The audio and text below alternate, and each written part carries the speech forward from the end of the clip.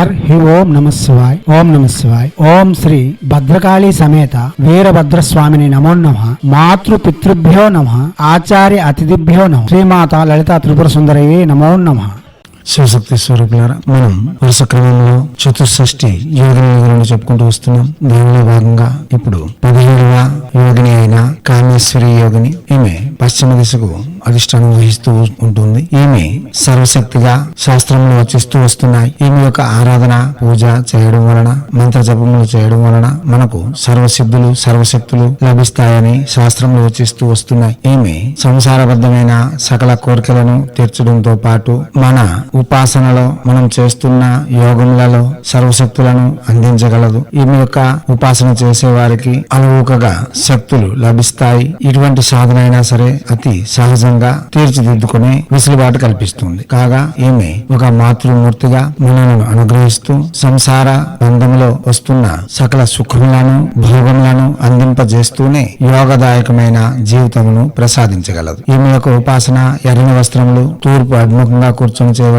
ఉంటుంది. ప్రతి యోగినికి చెప్పినట్టుగా ఈ యోగిని కూడా ఉదయం సాయంత్రం కులదేవతార్థన ఇష్టదేవతార్థన పూర్తి చేసుకున్న తర్వాత మన యొక్క శక్తి అంటే మనం ఏ దేవతకైతే ఉపాసన చేస్తున్నామో ఆ ఉపాసన దేవతకు పీఠమును అమర్చి యథాశక్తి షోడశోపచార పూజ మంత్ర విధులను మంత్రయుక్తంగా పూజించి గురువు దగ్గర నుండి తెచ్చుకున్న యంత్రమును స్థాపించి ఈ మంత్రము 16 రోజుల్లోగా 1,00,000 జపం పూర్తి చేయగలిగిన వారికి కామేశ్వరి యోగిని యొక్క అనుగ్రహంతో సకలము సిద్ధింపగలవు. ఒక శక్తివంతమైన తోడు మనకు దొరుకుతుంది. దాని వలన ఇతర ఉపాసనలన్నీ అతి సహజంగా చేసుకోగలం. ఎటువంటి సందేహం ఉన్నా తక్షణమే నివృత్తి చేస్తూ మనకు సర్వ ఆపదల నుండి బయటపెట్టి క్షేమదాయకమైన జీవితమును ప్రసాదించగలదు. దివ్యాత్మ స్వరూపులారా, ప్రసంగములను వినండి, అవగాహన పెంచుకొని జపములకు ఉపక్రమించండి. ఎర్రని వస్త్రములు మంగళవారము, శనివారము, అమావాస్య, కృష్ణపక్ష అష్టమి ఉదయం సాయంత్రం అనగా తొలి సంధ్య మరి సంధ్య యథాశక్తి పూజిస్తూనే రాత్రి 9 గంటల నుండి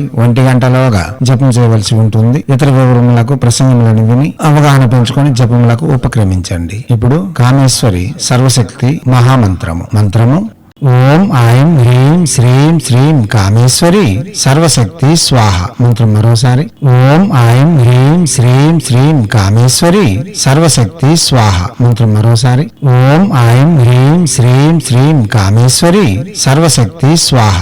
దివ్యాత్మ స్వరూపులారా, ఏ యోగిని ఉపాసన చేసినా వాచక జపమే చేయాలి. మానసిక ఉపాంశ జపం పనికిరాదు. మనం ముందుగా చెప్పే విధానాన్ని అనుసరించి చేయవలసి ఉంటుంది. దీక్షా కంకణ బదిలై భక్తి శ్రద్ధలతో చేయవలసి ఉంటుంది. మనం ఎంత నిష్ఠ నియమాలతో ఈ ఉపాసన చేయగలిగితే ప్రతిఫలితములు అంత సుస్పష్టంగా ఉంటాయి. గురువు వద్ద నుండి యంత్రములు తీసుకుని వచ్చి అష్ట దిగ్బంధన చేస్తూ ఏదైనా ఒక దేవతను ఉపాసన పూర్తి చేసుకొని ఆ దేవతను పీఠ దేవతగా అమర్చుకొని ప్రతిరోజు ఆ దేవతని యథాశక్తి పూజిస్తూ యోగిని సాధనలు చేయవలసి ఉంటుంది. మీరు గురు సమక్షంలో మంత్రం తీసుకుని చేయడం వలన విశేషమైన ఫలితం ఇవ్వగలవు. ఆపదల నుండి లేక తక్షణ ఫలితం పొంది ఉపశమనం పొందేందుకు మంత్రంలో ప్రత్యక్షంగా కూడా జపం చేసుకోవచ్చు. దివ్యాత్మ స్వరూపులారా, అవగాహన పెంచుకునేందుకు ప్రసంగములను విని అవగాహన పెంచుకొని జపములకు ఉపక్రమించండి. చేయండి. చేసి తగు ఫలితములను పొంది యోగిని యొక్క అనుగ్రహంతో సకలవిధములైన శ్రేయస్సులు, ఆనందకరమైన జీవితము మరియు సాధనలందు ప్రేరేపణ పొందుతూ మనం ముందుకు సాగ